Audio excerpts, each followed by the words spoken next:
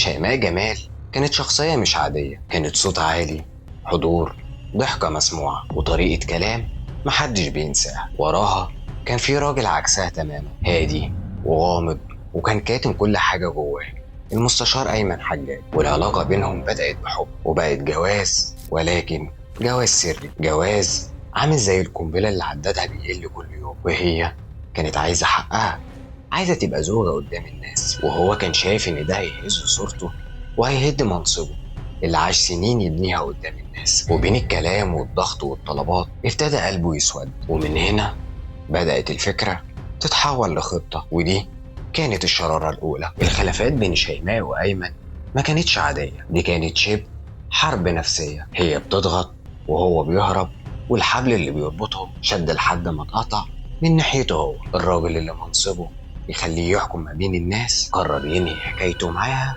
وحكم نهائي.